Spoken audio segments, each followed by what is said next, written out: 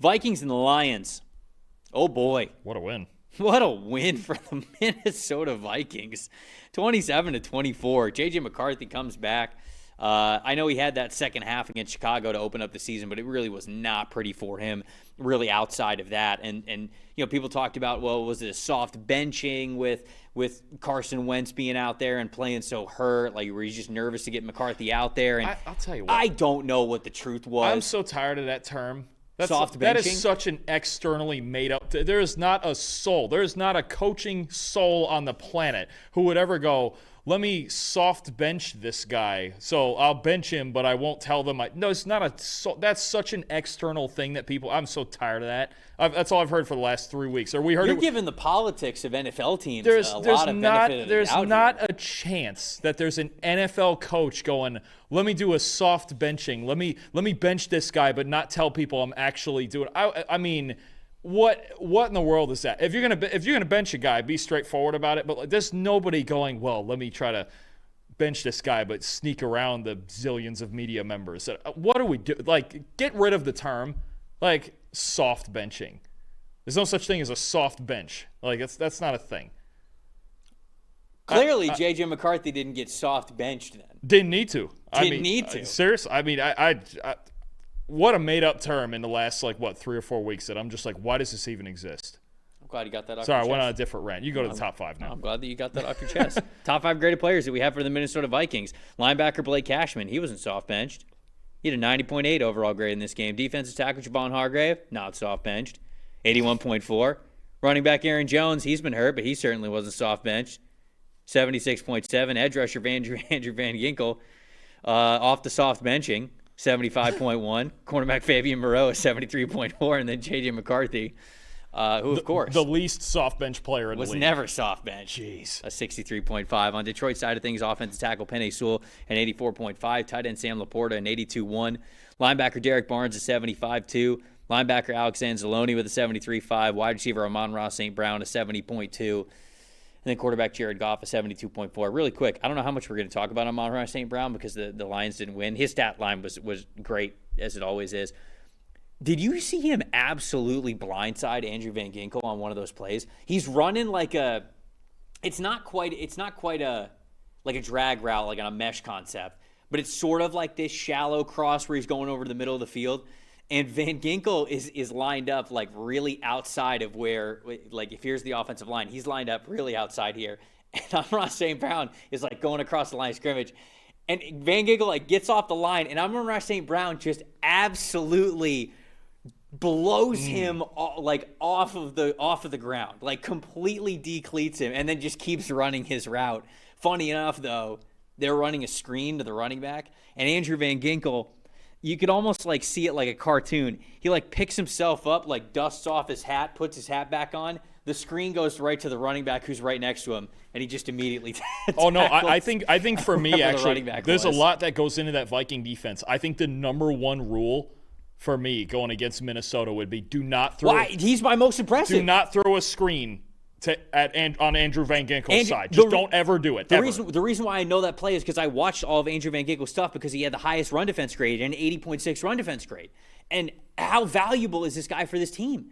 The football IQ for him, knowing where the ball is going, is just through the roof. They ran I don't know if it was technically like a pass or if it was like a toss, like to the outside to Jahmyr Gibbs. And Andrew Van Ginkel like knew the play was happening before the play even happened. Yeah. And he immediately got in the backfield. He immediately funneled Jahmyr Gibbs back to the inside where help was. And he's the whole reason why that play didn't work, because he played it so well. Don't ever run a screen to his side. I'd barely run it to his side. Yeah. Just because of how good he is at slipping offensive tackles and other blocks, and just how smart he is with how well he plays. So that was my most impressive. But what was your stat that told the story? For me, look, you want to beat this Lions team, you have to stop the run and look, Jared Goff, can he beat you? Sure. But I would rather him try to beat me than the run game, right? The Lions only had 2 explosive runs in this game, and they're now 0-3 in games when they don't run for 100 yards, okay? And look, Jared Goff is good, top 10, top 12-ish quarterback, somewhere in there, especially when he's got the clean pockets to work with. But if given the choice, you're going, hey, what are you stopping, Jared Goff or the run game? I'm taking the run game 10 out of 10. And taking a game like this where Jared Goff has to drop back, throw the football, come from behind, and overcome the mistakes that happen up front. The Lions, 20 carries was a season low. They didn't even run the football as much as they normally do. 65 yards, a 44.9 rushing grade, 0.8 yards before contact. Not a game that we're used to seeing from this Lions offensive line. Not a game we're used to seeing from their running backs. But again, 3 games where they have not gotten 100 yards rushing. They've lost all 3 of them. I don't think that's any coincidence. You go into these games going, look, yes, Jared Goff, he's really good. He is, no question about it, right? Especially over the middle of the field. But you don't want this Lions team running for 200 yards on you. That's how they're going to beat you, is their offensive line and getting physical. You make Jared Goff beat you, you like your chances a lot better. Make it a quarterback-type game. He is, I don't want to call him a weak link because he's really good, but he's just my preferred option as a defense. If I'm going to lose a game, I'll lose it to Jared Goff if that happens. I'm not getting run over. And the Vikings run defense, my most impressive, another guy in that front 7, Blake Cashman, was just, you talk about being everywhere. 14 total tackles, 92.2 run defense grade. The chase down forced fumble of David Montgomery, that was maybe the biggest play in this game. 3 pressures and a sack as well. Blake Cat, that was, of all the injuries that we've talked about for Minnesota, McCarthy and Aaron Jones and Darisaw and O'Neal and Ryan Kelly, the one on the defensive side that was hurting him the most when he was out was Blake Cashman. Right there. I like Ivan Pace a lot, but Blake Cashman's the Mike linebacker in this defense, and he's awesome in run defense. In the last 2 weeks, he's been outstanding now that he's healthy and really getting back in a rhythm. That was the most underrated injury that this team had that was really hurting their defense in some of those weeks where they did struggle to stop the run. His presence now over the last couple of weeks has made a huge difference for Brian Flores and his defense. Yeah, I think that you're onto something with the Lions' run game. When you look at them having explosive runs, so runs of 10 or more yards. They're 11th in the NFL this year for most explosive runs. They were first in the NFL last year. When you look at EPA per rush this season, they're 16th in the NFL. They were first last year. So it's just a major difference of where this team is with running the football this year versus last year. It's not to say that they can't have games where they're really explosive. They're very efficient. We've seen that from time to time from them this year. It's just not as consistent of a week in and week out thing. And I don't even think the overall volume of explosive runs is there for them this year the way that it was last year. And so I think that that's something to monitor for this Lions team. And it doesn't lower their ceiling, but it does lower their floor, right? Because it's not that we don't believe that this team can't be explosive on the ground. I feel like there have been multiple weeks where they have been really explosive on the ground, and they have played really well. But the floor of them being able to do it every single week is not at the level that it was last year. So I don't think their ceiling is lower, but I think their floor is lower, which still makes it dangerous when you talk about, making a Super Bowl run and having to do it multiple weeks in a row when it comes to playoffs against some really good teams. I think that their slow start was the reason why they weren't able to get ahead in this game and why they ended up losing. 5 of their first 7 possessions ended in punts. 4 of them were 3 and outs. You just almost never see that again from this Lions team. So it's tough to win like that. So, all right, I have a little more bad news on the Lions on that explosive run thing. You said they were 11th in total explosive runs, right? Yes. So last year, explosive run rate. Okay, so now we're going to account for the rate and the number of carries, right? Last year, 7th in explosive run rates. This year, 30th. That's only ahead of Dallas and Cleveland in an explosive run rate. I believe it. That's not good. And when you say, yes, it's still a good offensive. Remember how we talked about the offensive line? The tackles are still really good. We know that. What's this interior going to look like?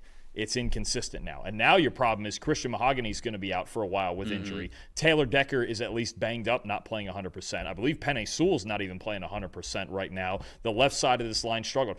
That is actually a shocking number to me that I was not aware of till just now. They have the 3rd lowest explosive run rate in the league. That's a problem at only 9%. That's a real problem for this offense because they need those to really get things moving.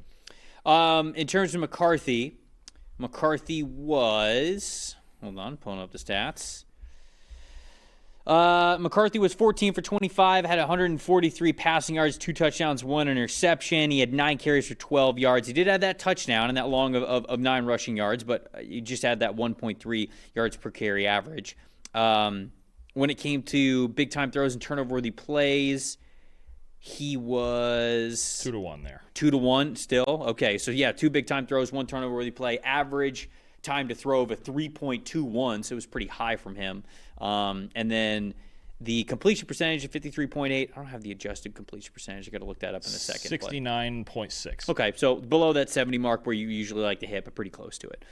Anything else on this one before we move on? No, I think you're right on McCarthy. He had moments, and when he was clean back there, when he wasn't having to make decisions under pressure, he looked like he solid. hadn't played in a couple of weeks. Yeah. There were a couple of throws where you go, okay, right read, ball was way behind him, Yeah. or something like that. So I kind of just think that he looked like he hadn't played in a couple Credit of to weeks. him, he made plays when he had to. I thought the back shoulder to Naylor to win the game was big time for Sure, him. Just to yeah. kind of finish off that win. You don't want to take a chance punting it back to a really good offense still. No, he was good when he had to be. It was ugly at times, but I'll tell you what, a win is a win, especially with the Vikings as bad as they needed a win. Oh, and you saying that a win is a win is almost like it's just not giving it the praise that it deserves. I mean, this is not just a win. This is a win in Detroit against the Lions. Yeah. This is huge for the Vikings and how up and down their season has been up until this point, which brings their record to 4-4 on the season.